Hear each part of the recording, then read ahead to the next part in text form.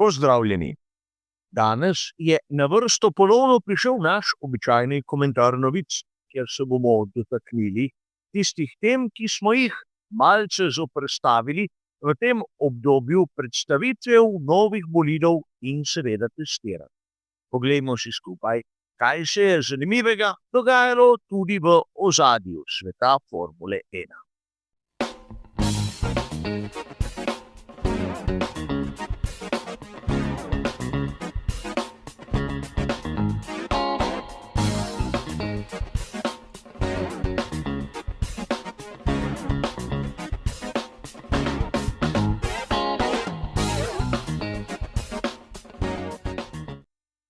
Tudi danes se bomo, kot običajno, ustavili pri 4 različnih temah.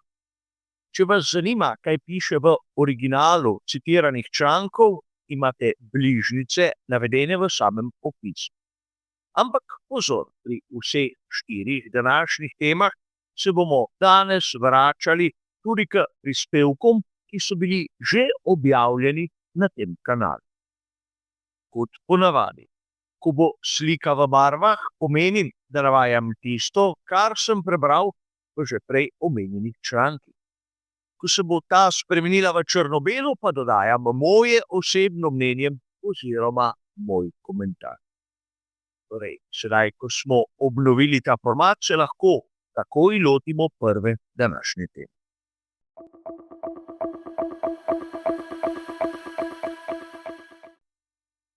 V prvi današnji temi se bomo ustavili pri novici, ki je bila objavljena 22. januarja na mnogih spletnih straneh.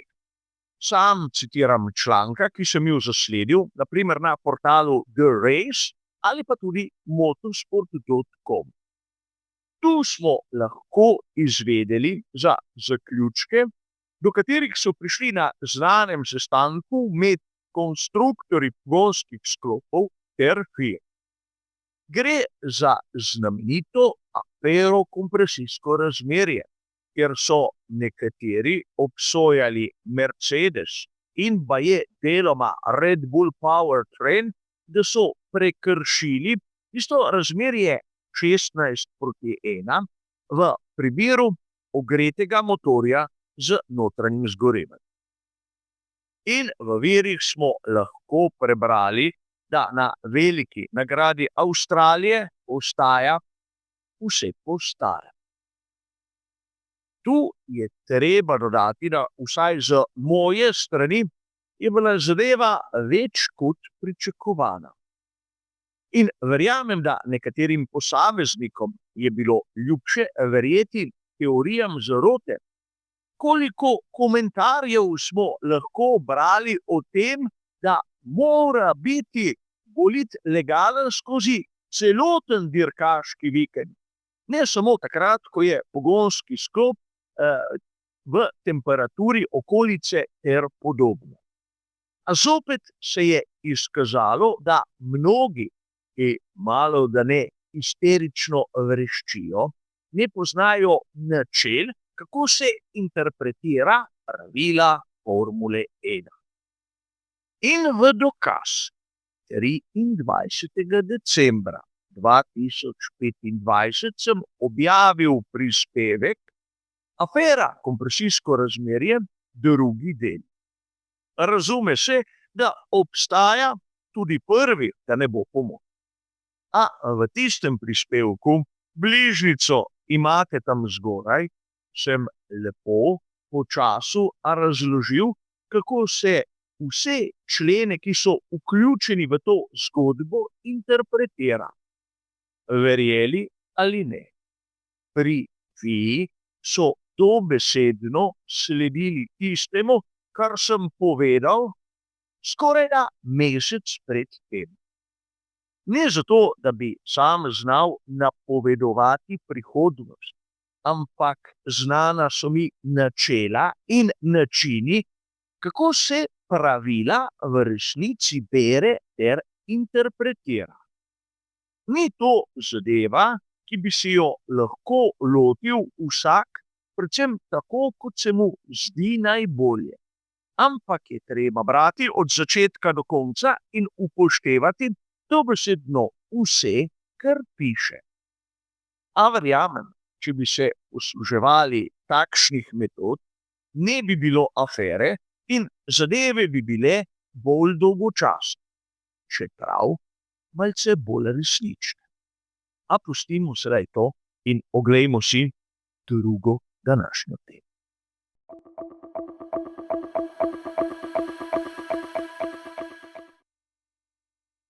V drugi današnji temi se bomo dotaknili Christiana Hornerja in njegove namere pri nakupu ekipe Alpine.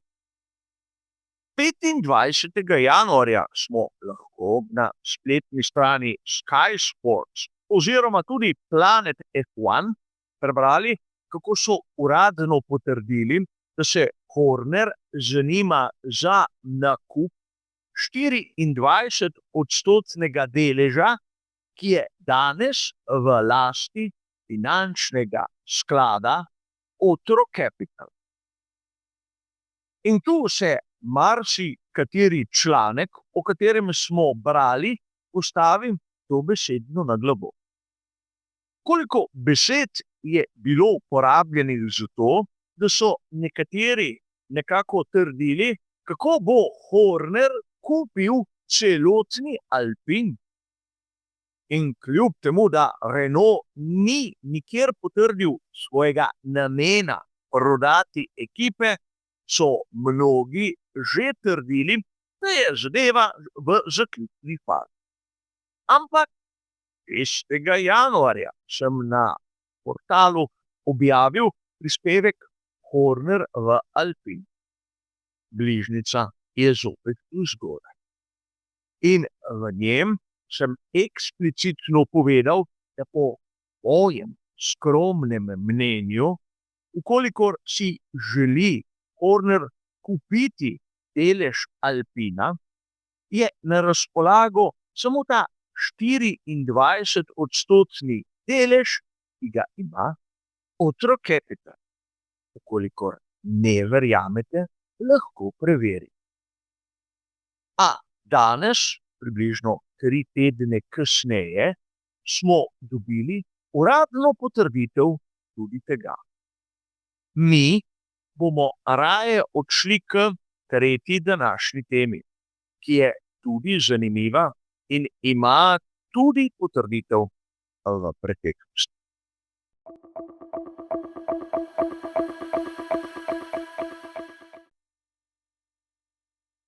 Na spletni strani britanskega Daily Maila smo lahko 26. januarja letos prebrali, kako se je zdravstveno stanje Michaela Schumacherja spremenilo na bolje. Namreč Schumacher naj ne bi bil več prikovan na posteljo.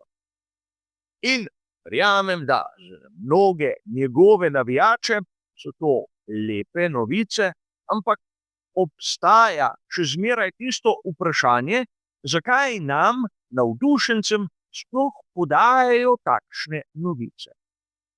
Gre za informacije zasebne narave, namreč nihče izmed nas ne bi rad, da bi se naše zdravstveno stanje nekako diskutiralo javno. In če pride kakšen preprost posameznik, ki mi trdi, da ima pravico zvedeti, ga bom vprašal, kdo za hudiča je pa on, da si jemlje takšne pravice.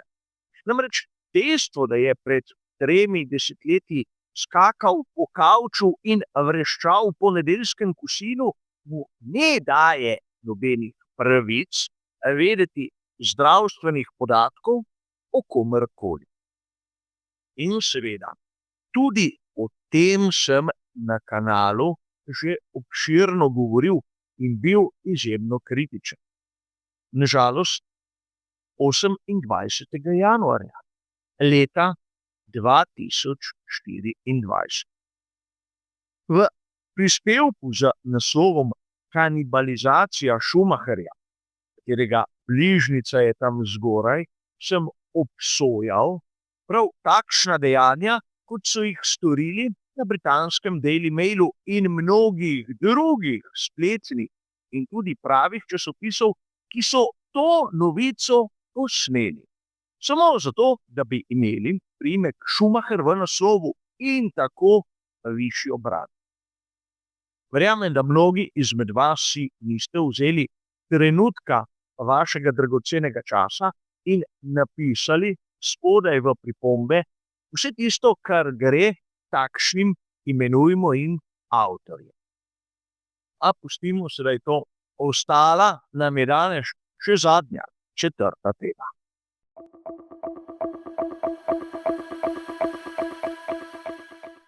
Za konec pa, kot ponavadi, tista malce bolj postranska, tudi šaljiva tema. 27. januarja smo lahko na spletnem portalu Race Fans zasledili članek, kjer nam vozniki Formule 1 priznajo, kakšna je razlika med to novo generacijo bolidov v primerjavi z ono staro. Govora je o tem, da so bolidi bistveno hitrejši na ravninah, ampak počasnejši v ovinkih. Govora je o tem, da so pospeški boljši, ampak da imajo kar nekaj težav privaditi se na ta električno-hibridni del, ki je bistveno močnejši, ampak rabi tudi več energije, da se napolni. In svoje bi lahko dejali nekaj pričakovanega. Mnogi bi se lahko spraševali, kje je tu novica. Namreč 11. januarja sem napravil nek prispevek, ki je hotel odgovoriti na vaše vprašanja. Kaj je to boost ter overtake mode? In tudi tu bližnjico imate tam zgoraj. In v tistem prispevku, še preden smo v resnici videli letošnje bolide na progi, sem napovedal dobesedno tisto, kar nam sedaj potrjujejo mnogi vozniki iz proge. Ni bilo težko, potrebno je bilo samo razumeti, v kakšno smer so šli z pravili. Novica bi bila, vsaj po mojem, če bi bile zadeve obratne od onega, kar je bilo pričakovano.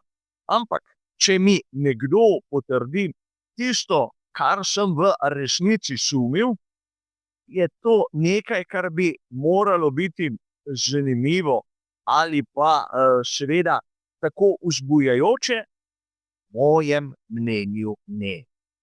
A verjamem, mnogi imajo raje, da preberejo zadeve kasneje, to povedo drugi, kot da bi se kaj malega naučili, morda kakšen teden ali pa mesec prej.